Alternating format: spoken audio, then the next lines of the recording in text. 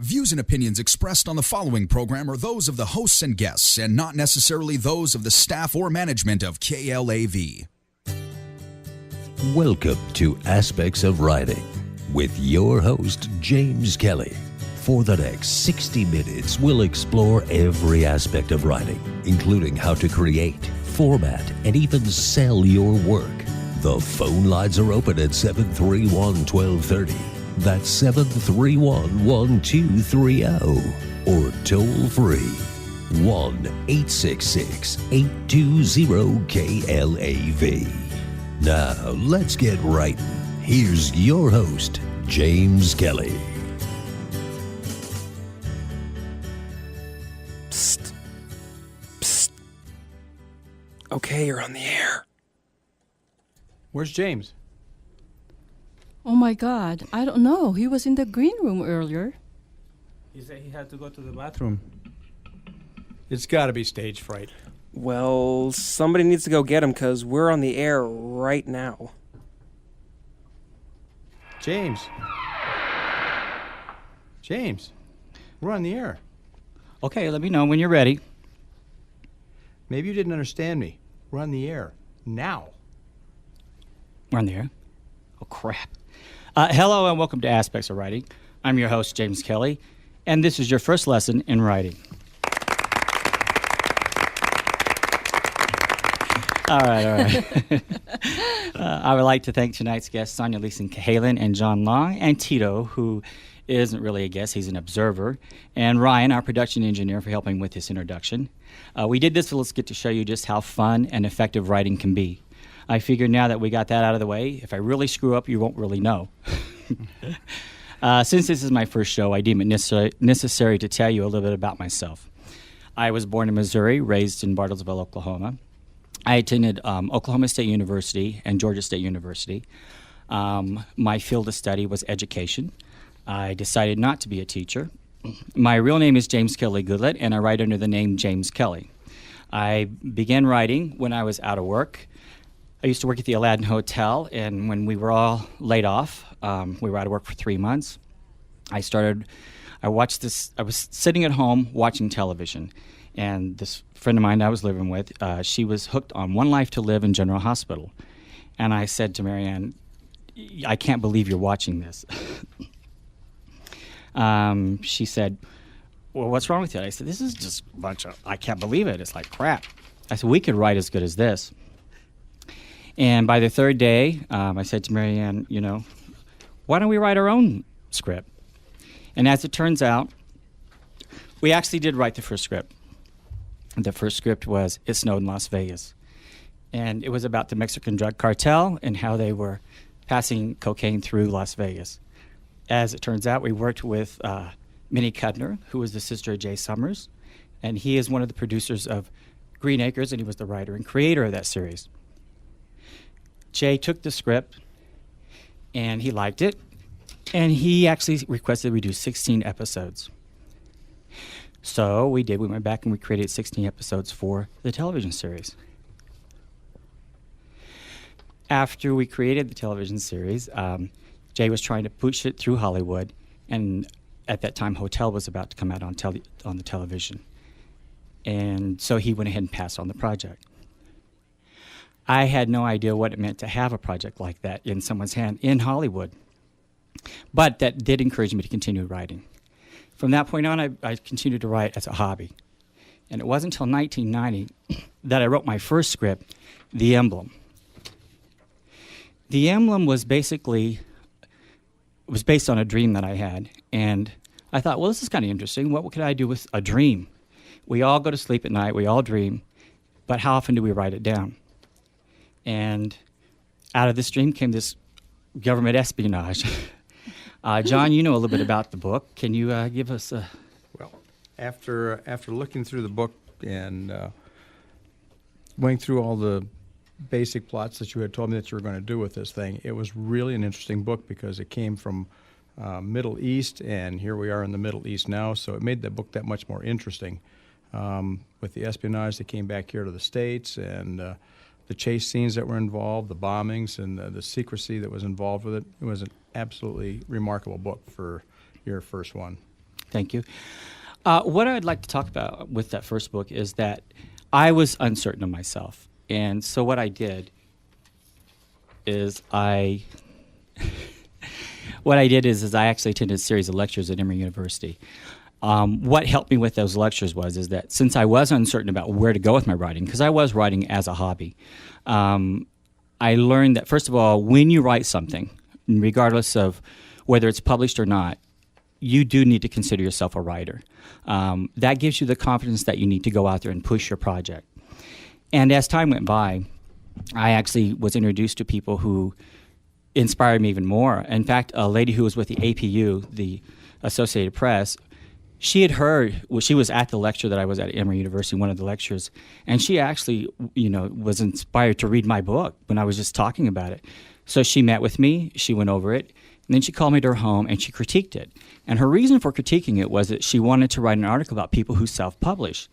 And I was really impressed with the way that she interviewed, not only the way she interviewed, but the way that she critiqued it. She was very honest with me. Grammatic errors was the biggest problem, but it inspired me. And then when I went to make copies of that script to send off to Hollywood to different production companies, I was in Kinko's, and there was a book by Dan Poynter on self-publishing. I picked that book up, and from that point on, I thought, you know what? If I self-publish a book and get the book out there, maybe someone in Hollywood will pay attention to the script. And therefore, in 1995, I published my first book, The Emblem. Now, The Emblem was carried by both Borders and Barnes & Nobles. In Las Vegas, I actually did about 32 book signings. And out of those book signings, I created a lecture called Aspects of Writing. And in fact, one of the guests on the show, John Long, that's where I met him. He actually attended one of those lectures at Aspects of Writing. And I certainly learned a lot. And from that point on, I didn't give up on my writing. It was a success. I consider it a success. I mean, I was in the stores. I did numerous book signings. It introduced me to a lot of people. And then in 2005, I wrote a different style book. The first one was government espionage. The second book was a science fiction entitled Creating God. Every time I've written something, I've learned something. I've learned more and more as I go along about the publishing industry. And I think that's what this show is going to be set up and geared toward, is just showing you that, first of all, if you have inspiration and an aspiration to do something, you need to do it. Go ahead and take that chance and do it.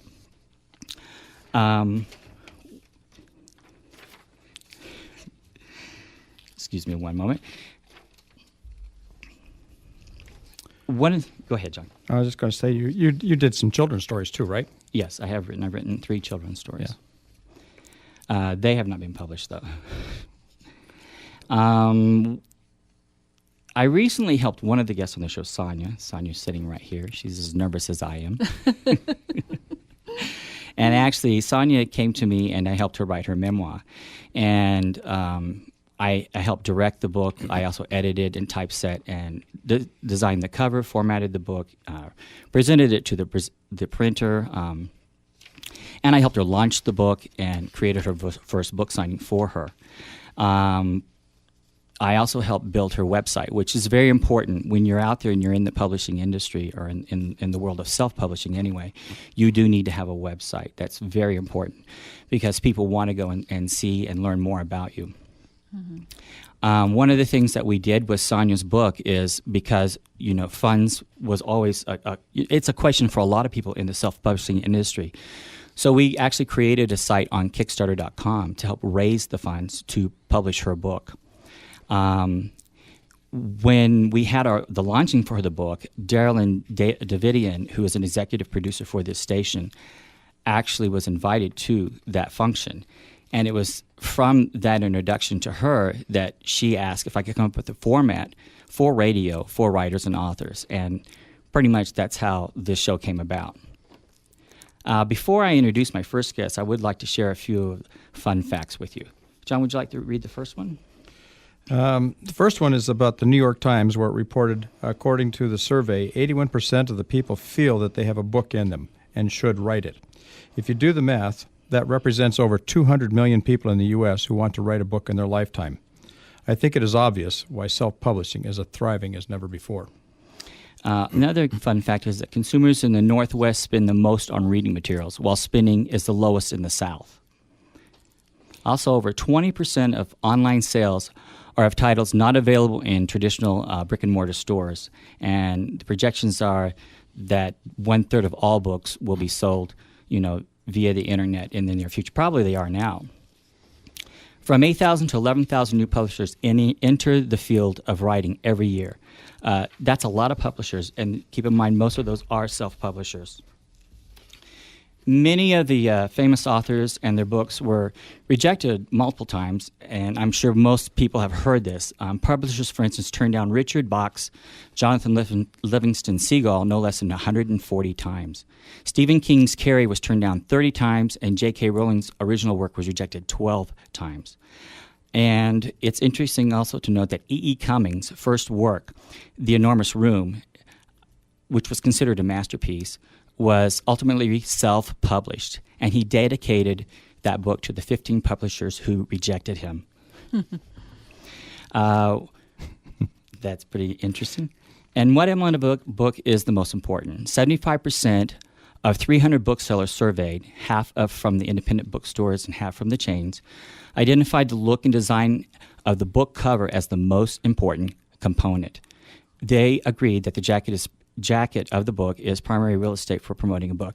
That's very important when you go out there to self-publish. You have to have something that's going to catch people's attention because nobody knows who you are. So the first look they're going to have at you isn't necessarily of your picture, but of the book itself.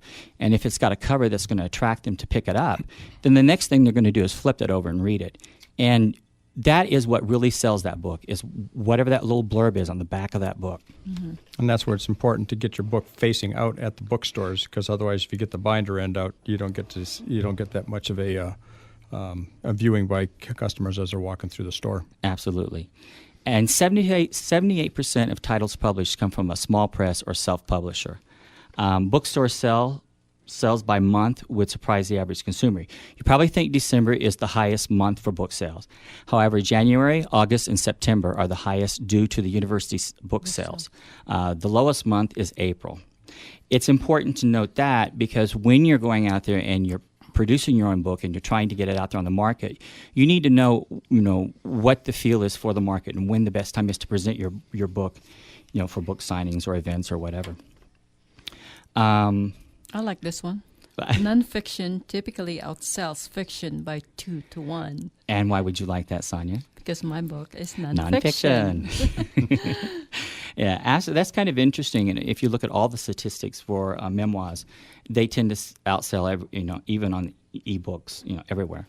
The average number of copies sold of a print-on-demand company this is one company that's printed 10,000 different titles. The average book sales, this is going to probably shock a few people, is 75 books per title. People think it's a given that if you go to major companies that do books on demand, that you're going to have a bestseller because they're going to help promote your book and so forth and so on. That is not necessarily true. In fact, John, I think you can attest to that's not. Can definitely attest to it. It's been a little over 2 years now, and I've sold 325 books, which is really more me doing the selling personally than having the book company or people finding my product online and going through to find it. It has to be word of mouth when you're doing this, and with being able to get them into the bookstores, which are like the Barnes and Nobles, because they require a lower end price so that they can have something to bring up on the market and then get their 30% or 25% off when they get them in the bookstores. You really don't make any money unless you can get them into those stores. Right. And I think it's really important for people to understand what print on demand is as opposed to ebooks or self-publishing. They're really very different things altogether. A print on demand, they can actually take complete control of your project, and you're almost forced out of the market. It's really no different than going to a major publisher and having a major publisher pick up your work. You're at their mercy. because the percentage that you receive from them isn't all that great, and the books are sold for an outrageous price as well. And I think that's why you see that there's such a low volume of books moved through print on demand. We're going to get into it today a little bit, and then in future shows as well, about how self-publishing can be the way to go. It's not always the way to go, but for a lot of people, it probably is the best way to go because you keep control of that project. And even when you go online and you do ebooks, it's important to note that with Amazon and some of the other companies, they will ask you if you would like to use their ISBN. Setting up your own ISBN, which is where we got the percentage of people who, of publishers out there. Creating your own ISBN is how you become a publisher. That's a prefix that is assigned to you into all books that you print in the future.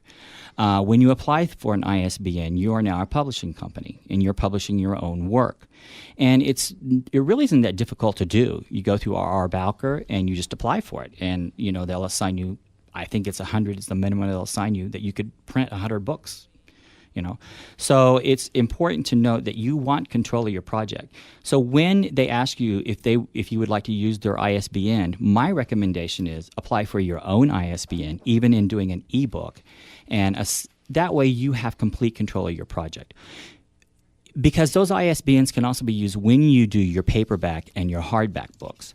So it's important to do that. A lot of people who sell ebooks, a lot of them do it just on the internet, but there's a great many more authors who will do ebooks and sell hardback and paperback books.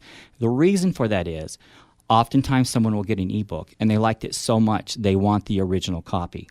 So they will actually order the copy through you if you're the publisher. And that's why you want control of that, because the percentage of profit made from a self-publisher standpoint can be far greater than any royalty you would get from a major publisher. Now, here's a few more facts that I found interesting. It doesn't apply to everyone, but on the average. It takes an average of 475 hours to write a novel.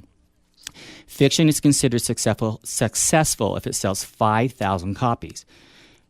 All right, writing a nonfiction book requires 725 hours, and a nonfiction book is deemed successful when it reaches 7,500 copies sold. And the average book sales per author are less than 1,000 copies. In other words, a lot of people have this misnomer that to be on the New York bestsellers list, you have to sell 1 million copies of a book. You can check that every week, and you will see that if someone sold 2,000 copies or 4,000 copies, depending on the market that week and how many copies were sold, you can actually be a best-selling author with just a few thousand copies sold. So that's kind of a misnomer. I guess the best way to look at this is the same way you look at Hollywood actors. You have this huge pool of actors. Let's just say, I don't know, 100. 5,000 actors.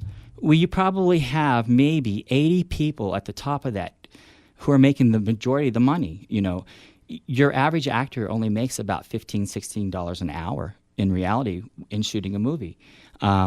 It's the name, the A-list, the B-list that make the money in Hollywood. Well, it's the same way in the writing industry. The authors with the name like Stephen King or Grisham or Dean Koontz, they're the star of the writing industry. So, of course, they're going to make the big bucks. But that's just a small percentage of people who have written books. Mary Higgins Clark, she's got all those books all over the place. Absolutely. The largest, this was a fun fact, I thought. Obviously this isn't going to happen to too many people, but it's an interesting fact. The largest advance ever paid for a self-published book was by Simon & Schuster, and it was paid to Richard Paul Evans, and he was paid $4.25 million for the Christmas box. That's kind of interesting. There are houses out there, there are publishing houses out there that if you can establish yourself in the industry, and especially if you're doing well, they will offer you, money for your book. And if you're going to get that kind of money, I guess I'd sell it too, as long as there was royalties involved. John, why don't you tell us a little bit about yourself and how you got into writing? Well, I actually the reason I started writing was because I had a dream, just like you did. And my dream came in as a full-fledged movie in my head. And I got up the next morning and I started writing it out by hand. I talked with my son, told him the whole story. It took me almost 2 hours to tell him for that story, and then went to pick my wife up from work that afternoon, and my son said, "Listen, you got to hear what Dad's got done." So he told me I had to tell her the story before I even left the parking lot to come home. They both said, "Sit down and write it." So I continued writing the rest of the story, and before long, I moved out here to Las Vegas, and this is where I met you, and I really got into the book writing at that particular point. You gave me some tutelage as to where I was supposed to go, and then along the line, we got separated for about 3 months or so, and I finished off what I thought was my book. I sent it into a New York publishing house, and the people sent it back to me and said, try somebody else. So I looked a little bit farther. I got some more advice, and I sent it into an editor. They edited the book, and then later on I found out that they were under indictment for fraud, and it cost me $1,000 to find out that, they actually helped me. I was one of the lucky ones that they actually helped, and that's why my book kind of expanded into 2 books, there was 2 books, and I decided I didn't want to leave my readers out in the wild, and I gave them the full story in one book, so it's like 345 pages long now. And that one's The Heritage of Yano. That's The Heritage of Yano Garden. Yeah. And that is It's a young adult, teen, adult fantasy. I've got several people that have bought. I had one lady, she bought 11 hardcover copies the first day that I told her about it, and that was for Christmas of last year. And another gentleman, he bought 7 hardcover copies right off the top. And I sold almost a good portion of my books at work. And like I said, you really have to have some information out there. You have to have advertising to get your books done. And if you don't have that advertising, you're not going to make any sales. And by advertising, you don't necessarily mean going out and buying television time. No, not in the newspapers. You need to be out in the public's eye. That's where it's the book signings. Now with the internet that's available, your websites, everything you've got to do. That's the only way you're going to get it done. You have to get your name out there. It has to be everywhere. One thing I would like to talk about, because we did this, 15 years ago? Yeah. We wrote a book. Yeah. John put this book together in no time whatsoever, and we literally published this out of the office that I used to have. It's actually a booklet. It's only about 25 pages long. I plastic think. bound. Yeah. It's real small. We printed the cover off the printer in the office. And you actually sold out on this from the additional... I sold 600 copies of this. Yeah. But this book is so funny. It was called Casino Courtesies, Do's and Don'ts, Brainless in Las Vegas. The interesting thing about this book is that this book actually got John fired from one of his jobs. Because, well, the good thing about John is he'll go out there and he'll talk to anyone, and he'll do whatever he has to do to get his book sold. And he got his book in the gift shop of, we won't mention the hotel, of this hotel where he used to work. And, was it one of the casino managers found out you put the book in there? Well, actually, I was giving it to the employees who helped me come up with all the questions and the stories that was going in here. Mm-hmm. And then when it went into the bookstore, they saw it there, and also a casino manager saw the book, and it didn't please that person. So they brought it to the general manager, and my weekend came up, and they told me, don't come back to work. You're suspended pending investigation. Well, when they called me back up 2 or 3 days later and said, you were fired. And I asked them what I was fired for, and they said, for soliciting on the premises. I said, I wasn't soliciting. The book is in there. It's a published book. I mean, it's legitimate, and I wasn't personally selling it. It's there, and the book was given to my fellow employees. But the real reason is the content that's inside. The contents is what really provoked it. Because as you could tell from the title, Casino Courtesies, Do's and Don'ts, Brainless in Las Vegas, it's kind of a slam at the tourists who come to Las Vegas. It's really fun. I mean, I don't think it was meant to be harmful in any way. I find it. No, it wasn't. It was supposed to be a little unhilarious. A little bit of sarcasm in there, but it was generally had more overall humor involved. Well, let's read a few of the things that are on here. There was one here in particular. Let's see. Which page? Oh yeah, on page 15 it says the question is this the casino? And how many people, especially if you work in the industry, how many people have had someone come up and say, is this the casino? And you're standing in the casino. So John's answer to that was, if he could say it, If he could you were really allowed to it. say yeah, this, yeah. this is what His- we'd like This to is say. what he would like to say if he could have, would be, no, this is testing ground for bankruptcy attorneys. Thank you. Let's see. Here, I like this one here too. Do ask the casino employee wearing a name tag, suit, or uniform if they work here. And the answer to that is No, I commute from L.A. or Florida. There's nothing like living near the ocean and working here in Vegas. okay. Oh my goodness. And then here, let's see, what's this one here? Question: do you have restaurants or buffets in the casino? How many more is The answer to that one is no. We had to close them all down. The last convention of Overeaters Anonymous just flew out last night after eating up all the food. It's actually the obvious questions that people come up, and Right. I know it's they're enamored by the lights, and there's so many things that they come into that they see, and they're just overwhelmed with everything here because it really is an overwhelming place when you come to Vegas.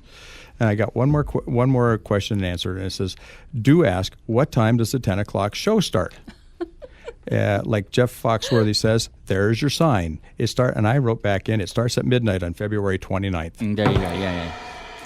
It is amazing, and and I'm in the industry as well, and so I've had people ask me questions like this, and I don't know why people would ask a question like that. It should be a given.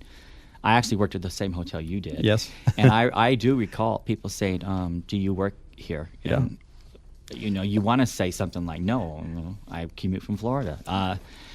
They'll even ask you, "Oh, I like that uniform. Is that yours?" "No, it's someone else's. I just borrowed it." I mean, come on. I dress like this on weekends. Yeah, absolutely. Yeah. So I'd like to introduce Sonia, and then we're going to talk a little bit about what her book's about, and then we're going to do a group panel about all three of us and where we are with our works. It's fine. Sonia, your book is Unexpected Turns, Great Joys and Deep Sorrows. It's a little bit different. It's a little bit of different turn on what we're talking about here because it deals with not only your life, which was a little bit tragic, but also with the death of your son, which was 1.5 years ago. And it was very difficult for you to write that, I know. And I certainly know that for certain because I helped you with this book. Right. So why don't you tell us a little bit about yourself? Well, my name is Sonia, and I work here at, I couldn't mention it. But you live and work here in Las Vegas. I work, yeah. And I have 2 children. One passed away, Robbie, and my other son lives in California. And I have 3 grandkids. And that's it. Would you like me to tell a little bit about your book? You can. Okay. Basically, I'm going to pretend like I'm not seeing Sonia right now as I tell you this story because I actually was involved from the beginning to the end of the writing of this book. Sonia's story starts off with a 5-year-old little girl who is at her sister's home. Her parents divorced, and when her parents divorced, there were 7 children in her family. And her mother took on the responsibility of raising these children, but decided she couldn't do that. So what she did is she dispersed all 7 siblings among other family members. Sonia ended up with one of her older sisters, and actually was a very nice lady from what I read and helped put She together the was. book. Yeah, Vinny. And then when she was 5, now you were a baby when your mother sent you off with your sister, I believe. So you had no recollection. I have no recollection till when I was 5. Right. So what happened is that 5 years old, her mother shows up at their doorstep and takes Sonia by the hand. Here's this 5-year-old little girl who really has no idea who this woman is. She's introduced to her as her mother, takes her by the hand. They go get on this rickety old bus. And this was in the Philippines. And up in the mountains of the Philippines, at that time, there were no paved roads. So they get on this rickety old bus going up this dirt road on the way to this small village outside of which city was that? Outside Baguio City. Baguio City. And you were actually on your way to see your father. But at the I time, didn't you know didn't that. know I that. didn't know Right. that. So when they arrive, they get off the bus. They walk toward this little old hut. It's a Nipa hut. Nipa hut, yeah. And when they get to this man sitting on the porch, and he has a drink in his hand. And as the night continues. First of all, Sonya's sitting on his lap. He's telling all these stories. And you tell him, in your story, you talk about how you related to this man, even though you'd never met him before. No. And the stories that he told you, you say you always will remember. Yes. But as the night progressed, and as he drank what she didn't know what it was, it could have been water, it could have been anything. It turns out it was alcohol. As he got inebriated, her mother and him went in the house. They get into an argument. And then this woman comes out, grabs this little 5-year-old girl by the hand, and drags her to her neighbor's home, whom she never knew any of these people as well. And that's your first memory in life, Right. is that episode. From there, it continued to, and what I found interesting about this book, as I was helped writing it, was the fact that every culture has different ways of presenting themselves. For example, when Sonya was growing up, you were subservient to your peers. It didn't matter who they were. And as Sonya grew up, she wasn't allowed to date. That was basically just forbidden. They were very strict. Very strict. Eventually, you left Vinny's home and moved in with another sister. Right. My sister Yoli. That was also a little rocky. Yeah, because she has, at that time, she had 5 children. Mm-hmm. And they're almost the same age as I was. And basically, you were responsible for helping care for them as well. Even though they were maids, yes. you were still. Yes. Your story is sort of like a Cinderella story, only without the glass slipper. And I think I actually referenced that in the book. And Sonya would eventually go on to school. I remember there was one part in the book where Sonya was talking about how when it came time for the test at the end of the semester, there was a fee that had to be paid to take those tests. And for whatever reason, probably because her brother-in-law made the money and he wasn't fond of her, they didn't pay those fees, so Sonya would literally have to leave school she was not allowed to take those tests. The test. And then as time went on, you moved in with a different sister? Is that correct? When you went off to college? After college, I went to another sister, my sister Lena. Oh, right. You graduated from college, then you went to live with your sister Lena. Yes. And that was really a tragic story because the culture in the Philippine culture, because you're subservient, that doesn't mean just when you're a child. Sonya was 22 years old when she was living with her sister. And Sonya was sneaking across the street to see her first husband, which at the time was just a boyfriend. Yeah. And they were just talking, but that sister forbid her to go across the street and speak to this guy, and caught her one day. And when he caught her, or when she caught her, she pulled her up on the porch and started to beat her. Pulled her in the house, continued beating her. And saying all sorts of... Made you disrobe, pulled you back out on the porch, continued beating you more in front of a crowd that had gathered out front, calling you names, and then pulled you back into the house and continued to beat you even more. Yes. And I remember in the book you also wrote that your head had swollen to twice its normal size. You were beaten so bad. Right. But at 22, you finally realized, I'm not taking this anymore. Because that wasn't the first beating you had ever received. No. And so she planned her escape by writing a note. She snuck out, gave it to her first husband across the street, and that next morning she packed everything, snuck out the back door, and ran away with Eddie. Eventually that sister came looking for you through the authorities. Mm-hmm. But when you guys realized this was going to happen, first you were moving from one place to the other, and finally you decided, let's get married, then she can't keep us from being together. Yeah. So you got married, then she calls you into the house to tell you you're going to get a divorce. Yes. And that's when you stood up to her. Yes, and I said, that's it. No enough more. is enough. Yeah. I So at stood 22, my you ground. finally said, I'm not taking this anymore. Right. Yeah. So I just found it interesting. And, I have other friends who are from the Philippines, and we were discussing this book. And it was interesting to note that is the Philippine culture, that you are subservient, to your peers. you It doesn't answer matter what back. age. Right. It was really amazing to me. So finally, when you marry, you have your first son, Edison. Mm-hmm. And then your husband, his family has a business in L.A. Mm-hmm. So then she goes to L.A., or he goes to L.A. and leaves you with Edison in the Philippines. And at first he's sending you money, he's supporting you, you're not working, you're taking care of the baby, and then you stop hearing from him, and you're a little concerned with that. Yeah. So what she does is she decides to get the money together, and she gets a visa, and A tourist. Oh yeah, a tourist visa, and she doesn't tell him that she's coming to the United States, shows up in New York at LaGuardia Airport, telephones him and tells him that she's going to be in L.A. The next morning. And gave him the flight number, and she said he sounded shocked. Shocked. He didn't believe me. He thought I was kidding. Yeah. So from that point on, when she showed up, he was very aloof, and she could figure, why is he acting this way? And a couple days into her stay in L.A., he was living with two sisters. He had gone to work. Sonia got up that morning. She starts to go into the kitchen and hears them talking. About the girl. Yeah, and then they're actually talking about the woman that he had been keeping at that house before she showed up. Before I came. Needless to say, that ended in divorce. It's a long story. Yeah. But what's interesting is after that, you went to work. You realized now you're in the U.S., you've got to have money. You went to work. Mm-hmm. You meet this guy where you're working, fall in love. You eventually marry him, and you have another son, Robbie. Yes. And when you met Dave, we can mention Dave. When you met Dave, you really didn't know anything. You didn't know anything about his family, really. No. You had, No, he was nothing. He was just an ordinary, guy. But as it turns out, his father died, and then 6 months later, his aunt died, and he inherited an estate. Yes. And it was a considerable estate. It was all in a trust fund. So you were into instant wealth immediately. In fact, the Review Journal did an article on you because you guys bought his and her matching Range Rovers back in the day when that was big money.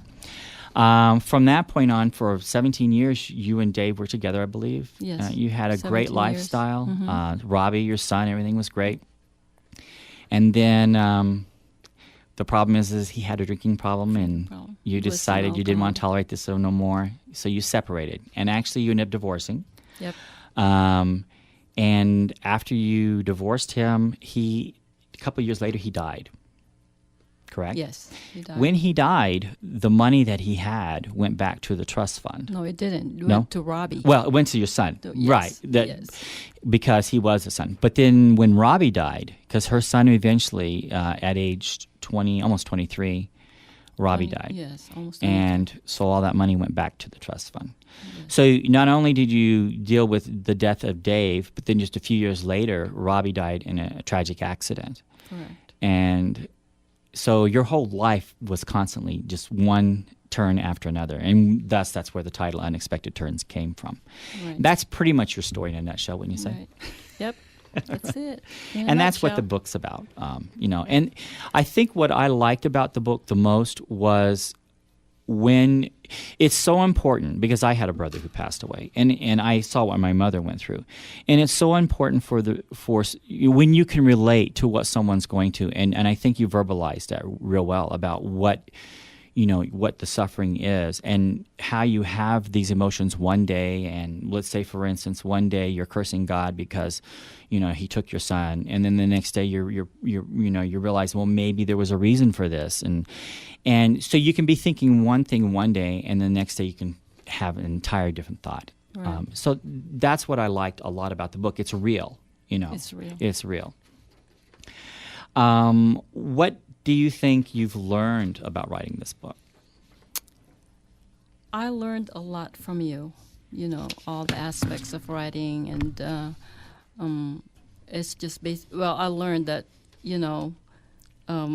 there's a lot to do in writing, and it's like helping me maybe write another book. Right. I think that's what's interesting is I don't care what's going on in your life or what's inspired you. Once you get that writing bug, you want to continue. You're always thinking of a new and different things to create. I personally write something almost every day. What I really wanted in this book that I wrote is that even if it's just one person out there that I could help by reading my book cope with the loss of a loved one, and then this book is really worth it. So that was really your intent for writing this book. Yes. It wasn't for any literary recognition. It was it's also very therapeutic for me. And at first, I would be so proud if it's before I met you, if I could just put that book in bind it and just keep it for myself and my family, I would be so proud. But it went beyond that. And actually, I remember when you know, first approached me, you said that was your only goal. that was my goal. Right, Yeah. mainly for the family. But thanks to you, it went beyond that, and now it's like everybody's like giving me good reviews on the book, and up to this day, I've never heard any single negative review. They loved it, so. So you definitely have plans of doing something else in the future. Yeah, but this time it wouldn't be so sad. Maybe it would be something humorous, Right. you know? Yeah. And John, I know you have other things on the drawing board as well. Besides Yana Guard, which is my big issue right now, because I'm trying to work on the movie script as well. I have my book company, which is Ex Libris. They are working on a treatment to get to directors and Producers, agents. yes, and to get it out to them. They have a special website that they have, and they're going to try to get this out there. It's supposed to be out the end of this month, and hopefully somebody will pick it up. 'Cause this would lead to a bunch of series for books. Now, we're not knocking Ex Libris, or I'm not knocking Ex Libris, but what I will say, though, is that one of the things that I think that's great what they're going to do for you, but one of the things I will say is they are a print-on-demand book company, and I think that's one of the reasons you're seeing sluggish book sales. Exactly. Whereas if you had more control of your book and you could put this for sale on your website with complete control instead of going through Ex Libris, I think you would definitely see a higher percentage of return. Oh, there definitely would be, because it's I'm limited even when I get a comment for my book. I actually have to call Ex Libris and tell them what that person has said, or have that person with me and have them say it to Ex Libris, and they'll go ahead and put it into their website that has my book logo and everything else on it. But otherwise, I've got some great reviews from Amazon and Barnes and Nobles. They've got some great comments on the book, and they're all. Yeah, I'm quite happy with what they've given. And like I said before, one lady bought 11 books, and another gentleman bought 7 hardcover books right off the top. Well, I think this is what's important as well. And actually, I learn a lot every time I speak to someone or help someone with a project. You've got some great reviews, and that's important. Now, you did it 2 ways. One, you paid for. And in fact, I think you paid $300 for one review, I believe. Yeah, one of them, that was for Kirkus Reviews, which is one of the oldest. It is the oldest review company in the United States. It's 1938, I believe it is. However, you also have reviews that you did not pay for. Right. And I think that's the key. If you're looking to get reviews, there are so many ways and so many avenues out there in which to go. In the future, we're going to have some of these places you can go to on the internet, but it's real easy. You just type in book reviews, under search, and it's going to pull up all these people who do reviews for you. I found one company who will actually do reviews for $15 per review. And they actually submit these to major magazines for you as well. Right. But reviews are important. Reviews are what's going to sell your book for you. For instance, with John's book, if you were to go in and you pull up The Heritage of Yana Guard, you're going to see some of those sites actually list a review, just review of the book. So it's important, especially if someone's researching more about your book, they're going to see, well, how many reviews does he have? So that's great. And the blogs, having those blogs are a very important part of selling your book as well. Yeah. I'd like to really actually tell a little bit about the book so that people have an Absolutely. idea other than the Sure. title of it. The title is The Heritage of Yana Guard, which is Dragon Way Backwards. So those people who are interested in dragons and Merlin and everything else like that, this story takes place in today's time. And 2 young boys, age 18 and another one 13, they're brothers. They come upon a boxcar hidden in a cave in Pennsylvania. And the cave is covered by bushes. They sneak into the cave and crawl into the boxcar, and inside there is a big trunk. When they finally open it up, they come across a baby dragon. Well, they take it home, and that baby dragon grows into its full size in their garage, and it expands from that point on when Merlin shows up on their doorstep 2 days later wanting his dragon back. But Merlin isn't like Merlin the magician. Merlin is actually Merlin the magician, but he is present day. In present day time. So it gives, the story has a lot of twists and turns, telling you why Merlin is why he is and why he's here right now, and it tells you why the folklore for dragons, and why the dragons are still here. And it eventually goes into also about who their father was. Exactly. Who the boys' fathers were. Yes. And the heritage and actually his in the story, which is the oldest boy, John, his girlfriend is also going to be having some relationship with Merlin and other people who came from another planet, which is where Merlin came from, another planet. And that planet is Yonogard, and that's why the title. Right.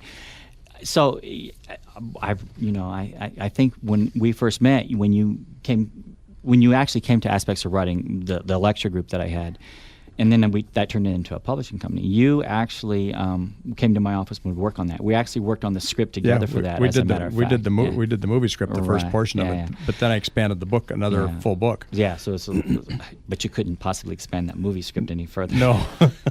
Yeah, that would be way too long.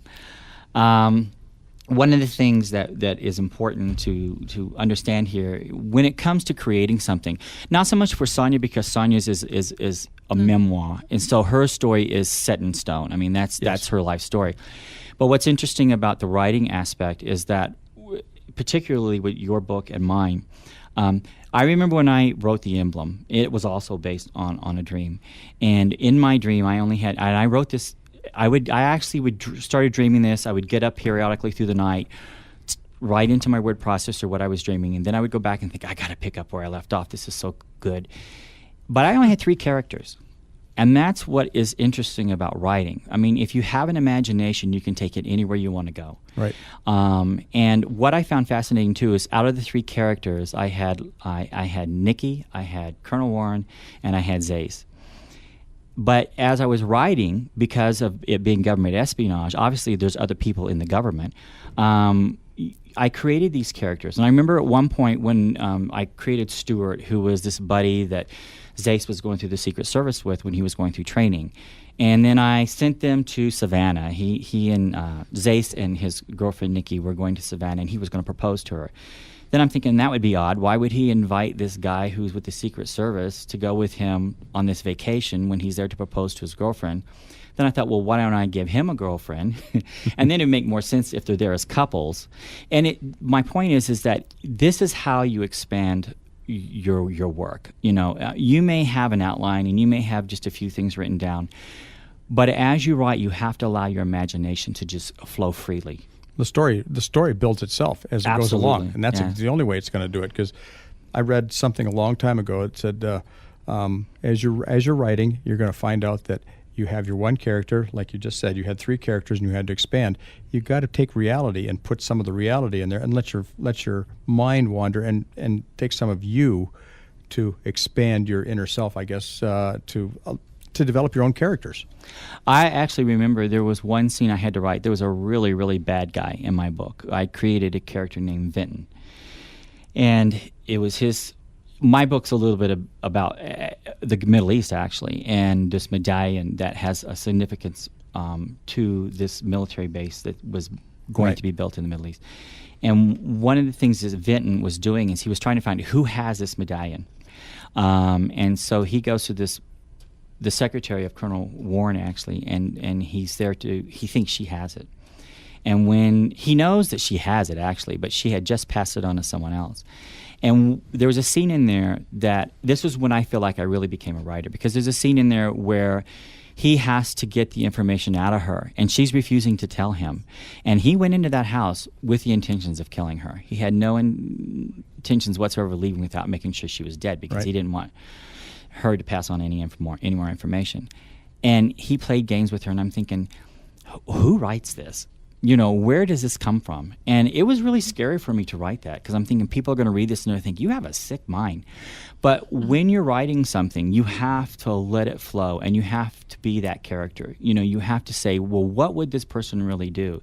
It doesn't matter how funny, it doesn't matter how distorted or whatever. You have to allow your imagination to just flow. Sonia your next book is, I know what you're going to be working on. And I know we can't say the name right now, but yours really is still going to be more on this. It's not serious. It's going to be kind of probably humorous. Yes. But it's still going to deal with reality. Yes. So we can't really discuss the fact that you can just let that flow and create whatever you want. But what's interesting with John is he kind of did that, though, when he wrote that Casino Courtesies, Do's and Don'ts. He wrote down the reality, and then he expanded on what you really wanted to say. The answers, yes. So, It's kind of like similar to what my plans are. but John, I Future also know plans. you're working on another book. I don't know if you want to. Yeah, the other one I'm working on, I've got the first chapter done. The whole book is in my head. And it takes place when I was a police officer in Florida.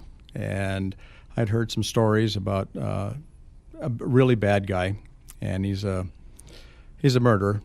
But I won't allude too much onto it. But the story is called the 7 Miles to Redemption. And it's about a police officer who has been batted around from police department to police department. And he's the bad guy.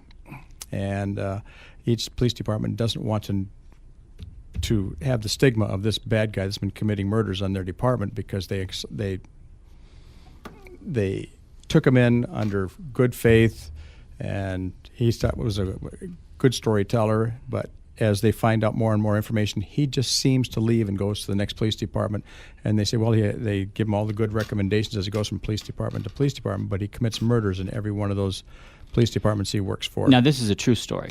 Well, some of it's true. There's a mixture So you're of taking everything. reality and you're actually expanding on it. Exactly, yeah. And some of the stories are going to be revolving around my police department that I work for. And there'll be a lot of truth in that one. Well,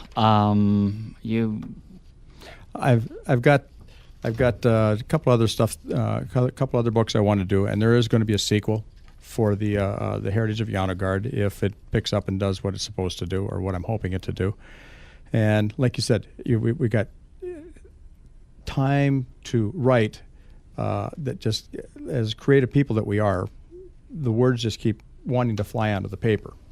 And when you're working a full-time job, it's very difficult to sit down and try to be creative, especially when you're working like an overnight shift like I do, and try to be waking your waking hours to be conscious enough to write something that's really literate. Well, I think one of the things I'd like to touch on before the show's about to end is that I hope that we can encourage everyone, no matter who you are, what background you come from. It doesn't matter what your educational background is. I mean, you don't have to have a college degree to become a writer. There's so many writers out there who are famous who don't have a college degree, and their background was not in journalism.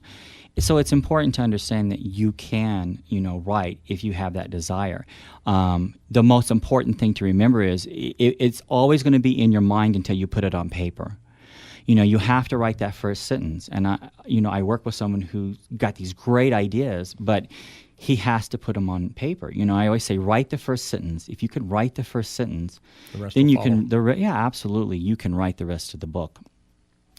I know that when one of the things that I did when I came up with Creating God is I did research on that. I will say that sometimes when you're writing something, it's like John said, you do want to incorporate a little bit of real life into it, just so that you can make it real. People are going to believe it. I remember when I wrote The Emblem, it's total fiction, but people believed that it was a true story. There were people who actually bought the book and thought it was a true story. I'm going to sum this up, and I'm going to let you know that we're going to be here every other Monday at 9 o'clock. I'd like to thank John Long and Sonia Leeson Cahalan for being on the very first show.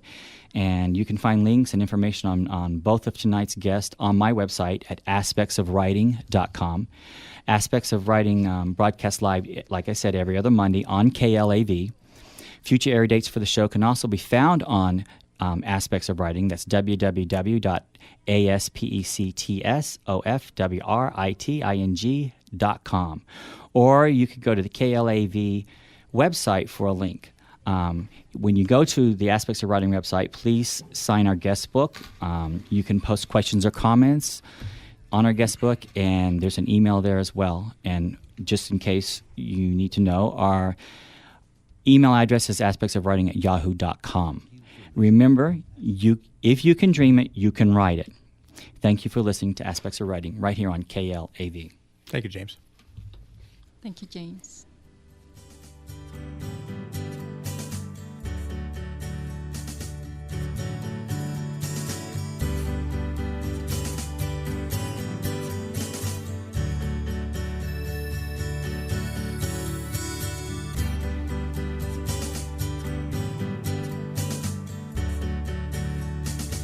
Thank you for listening to Aspects of Writing here on KLAV every other Monday at 9 p.m. Your host, James Kelly, will bring you an informative look at every aspect of the writing industry.